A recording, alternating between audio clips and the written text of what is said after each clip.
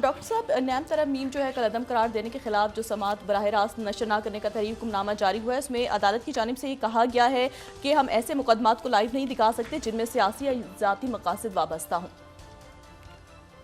ये तो अब ट्रांसमिशन के दौरान ही पता चल सकता है। जज साहिबान उसको रोक भी सकते हैं, उसको ये मुझे एक असल में मैं ये जो लाइव ट्रांसमिशन जब से आ रही है ना, जी।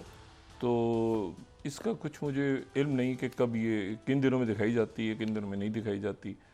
और उसमें सियासी बातें तो होती हैं।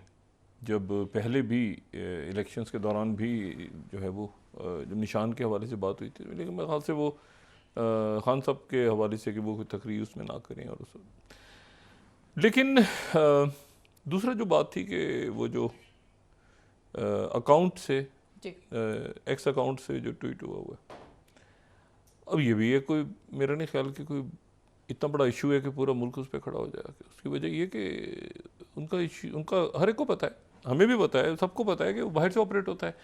उन्होंने मेरा ख्याल है कि जब हुकूमत से वो गए हैं या उससे पहले से शायद उन्होंने बाहर जिम्मेदारियाँ दी हुई थी अपनी सोशल मीडिया टीम को, और वो बाहर से उसको ऑपरेट, यहाँ पाकिस्तान में आपका ख्याल है यहाँ पे किसी घर में बैठ के उनका अकाउंट चल रहा है, तो वो उन्होंने जिम्मेदारियाँ दी हुई थी। तो मेरा ख्याल है इसके ऊपर जो बुलाया है, जो इसके ऊपर जो बात पूछी जाएगी या पूछी जा रही है, वो ये है कि उसका जो कंटेंट है उससे क्या लोग देखें। हमूदुर रहमान कमीशन, इरफान सिद्दीकी साहब ने भी कहा, हमूदुर रहमान कमीशन रिपोर्ट एक है, यहाँ पर बुक स्टोर्स पे वो मौजूद है, छपी हुई है। और उस जो हमूदुर रहमान कमीशन रिपोर्ट है उसको पढ़ के या उससे पहले जो सानिया पेश आया सकूत इलाका, उसको पढ़ के उसको समझ के हमें बहुत कुछ सीख के आगे निकलना था, ठीक है। और हमने कोशिश भी की शायद निकलने की, और कुछ निकले भी, फिर फंस गए, फिर निकले, फिर फंस गए। तो ये चल रहा है मामला। असल जो बात है वो इसकी टाइमिंग और इसकी कंटेंट के ऊपर है कि इस वक्त जो है वो क्या इसकी ज़रूरत थी इस ट्वीट की। मुझे नहीं पता कि इसका मकसद इस वक्त क्या था, सिवाय इसके कि मज़ीद कशीदगी। क्योंकि देखिए अली अमीन गंडापुर जो हैं उनकी मुलाकातें हो रही थी शहबाज शरीफ साहब के साथ, मुख्तलिफ लोग जा रहे थे, एक तासुर ऐसा बिल्ड होना शुरू हुआ था कि कहीं मुफाहमत मुज़ाकरात, कहीं यानी एक हुकूमत है ना, सूबाई हुकूमत है, कोई मतलब है कि कोई मामलात आगे बढ़ें, कोई पार्लियामेंट फंक्शनल हो, लेकिन वो एकदम से दोबारा ऐसा लगता है कि वो फिर मामलात बिल्कुल रिवर्स पे चले गए और फिर एक कशीदगी फैली हुई है। और इसमें नुकसान तो सिर्फ मुल्क का है ना इस माहौल में। देखिए ना, मईशत अभी इस वक्त यानी कल जो हुआ है रात को, अच्छा इस ये जो अरेंजमेंट है उसमें भी एक कन्फ्यूजन आपको नज़र आ रहा है। और उधर भी मतलब है कि एक पूरा जो एक होता है ना एक स्टेट ऑफ अफेयर्स, उसमें वो रात को ऐलान हुआ पेट्रोल का, वो फिर उसके बाद कुछ और हुआ, फिर उसके बाद वजाहत हुई उसकी।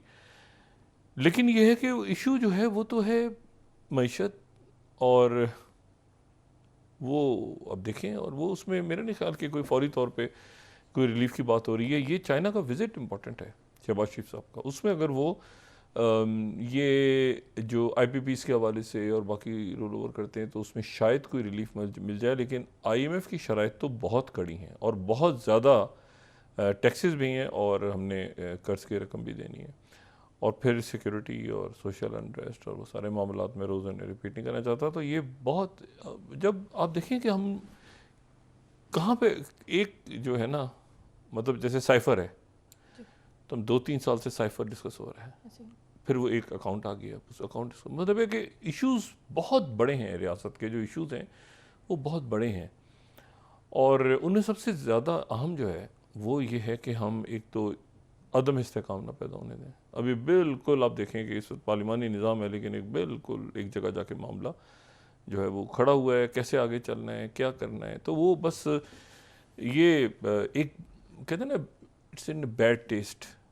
तो इसको मेरा ख्याल है कि ज़ाहिर है कि जो रहनुमा हैं तहरीक इंसाफ के जो बाहर हैं मौजूद हैं, गौहर साहब हो गए या रऊफ़ हसन साहब हो गए, तो वो ज़ाहिर है जब उनसे बात होती है तो अलग अलग बात वो करते हैं, लेकिन उन सबको इल्म है इस बात का कि ये अकाउंट बाहर से ऑपरेट हो रहा है। अब उसके कंटेंट से वो इत्तेफाक इख्तिलाफ आगे पीछे दाएं बाएं उसके ऊपर ही मामला चल रहे हैं। और मैंने कहा एक तलखी बढ़ गई, अचानक बढ़ी है। यानी कि कोई मामला ऐसे लग रहा था कि जैसे किसी सुकून की तरफ जा रहे हैं, लेकिन ये कि फिर एकदम से तलखी अरूज पे है और ये अच्छा नहीं है किसी भी तरह। अच्छा, अब इसमें मैं 2-4 बातें बहुत अहम हैं जो पिछले 24 घंटों में हुई हैं और अगले 24-72 घंटों में हमारे सामने आ रही हैं और बराह रास्त पाकिस्तान पर असरअंदाज होने जा रही हैं। प्रेसिडेंट बाइडन ने कल जो है वो वाइट हाउस में बातचीत की, गैर मामूली, मतलब एक गैर मामूली जिसकी शायद तवक्को नहीं थी, उन्होंने एक वहाँ पे तकरीर की। और उन्होंने उस तकरीर जब वो कर रहे थे तो उस वक्त सेक्रेटरी ब्लिंकन जो है वो प्राग से वापस आ रहे थे, नेटो के फॉरेन मिनिस्टर्स की समिट अटेंड करके वापस पहुँच रहे थे वाशिंगटन। प्रेसिडेंट बाइडन ने जो स्पीच की, उस स्पीच में उन्होंने जंग बंदी का मुआहदा पेश कर दिया अपनी तकरीर में।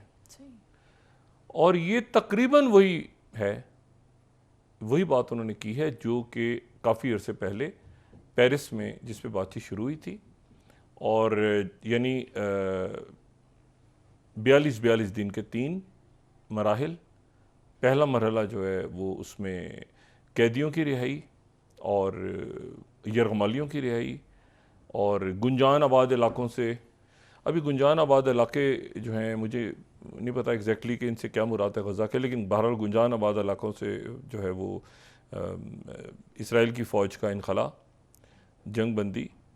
और फिर दूसरा मरहला जो है, ये पहला मरहला उस वक्त तक चलेगा जब तक कि अगर हम दिखा सकें प्रेसिडेंट बाइडन की स्पीच को, तो उसमें ज़रा क्लैरिटी होगी बहुत हद तक, क्योंकि हमास ने ये जुमेरात को, इसमें इंटरेस्टिंग बात यह है कि प्रेसिडेंट बाइडन ने कहा कि ये मुसव्वदा इसराइल ने हमें पेश किया है और जुमेरात को पेश किया है इसराइल ने, और उसके बाद हमने ये जुमेरात को ये मुआहदा जो है ये हमास के हैंडओवर कर दिया था। जुमेरात को हमास का स्टेटमेंट आया था कि हम बातचीत के लिए तैयार हैं जी। वो स्टेटमेंट ऐसे ही नहीं आ गया था, वो स्टेटमेंट इसलिए आया था कि इसराइल की तरफ से अमेरिका को ये मुसव्वदा दिया गया था और अमेरिका ने फिर जो है ये मुसव्वदा कतर के थ्रू जो है, जो प्रेसिडेंट बाइडन ने कहा है, प्रेसिडेंट बाइडन ने कहा है कि कतर के थ्रू ये हमास तक पहुंचा। हमास ने कहा कि हम तैयार हैं इसके लिए, पॉजिटिव उनकी तरफ से वाइब्स आई, तो फिर प्रेसिडेंट बाइडन ने पूरी तकरीर की। अब उनकी जो तकरीर है उसका मतन बड़ा इंटरेस्टिंग है, जल्दी से उसमें नज़र डाल लेते हैं, ठीक है। ये थर्ड हमारी स्लाइड है। अच्छा, remarks by president Biden on middle east. अब इसमें वो जो है उन्होंने जो तकरीर की उसमें वो कहते हैं कि पहला फेज़ 6 हफ्ते, ठीक है, first phase would last for 6 weeks, और उसमें क्या होगा, full and complete cease fire, withdrawal of Israeli forces from all populated areas of Gaza. अच्छा, यानी सीज फायर तो हो गया ना, अब फौजों का इनखला शुरू हो गया।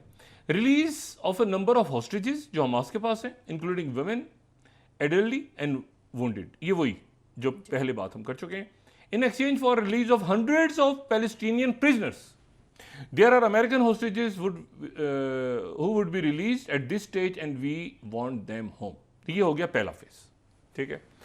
अच्छा, इसी में remains of hostages जो कि जिनकी लाशें मौजूद हैं, would be returned to their families bringing some degree of closure to their terrible grief, ठीक है। पैलेस्टीनियन सिविलियंस वो रिटर्न, वो गजा में, तमाम गजा में, शुमाली गजा समेत फ़लस्तीनी अपने अपने इलाकों में जा सकेंगे। ये सदर बाइडन की कल रात की तकरीर है व्हाइट हाउस में। उसके बाद उन्होंने कहा कि असिस्टेंस शुरू हो जाएगी, 600 ट्रक हर रोज गजा में दाखिल होंगे विद अ सीज फायर, जब यानी जंगबंदी हो गई इमीडिएट, ठीक, that aid could be safely and effectively distributed to all who need it. Hundreds of thousands of temporary shelters, housing units, ये सारे डिलीवर होंगे इंटरनेशनल कम्युनिटी के जरिए। इंटरनेशनल कम्युनिटी अंदर दाखिल होगी, बैनुल अक़वामी कम्युनिटी, और वो ये डिस्ट्रीब्यूट करेगी। फिर फेज 2 आएगा, दूसरा phase, that would be exchange for the release of all remaining living hostages, male soldiers भी होंगे उसमें।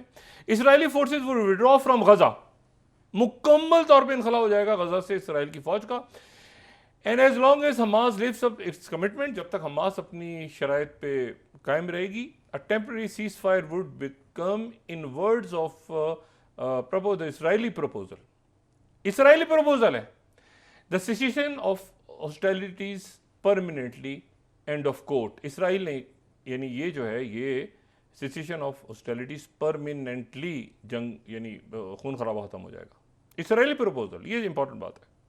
Finally in the phase 3 major reconstruction plan for Gaza.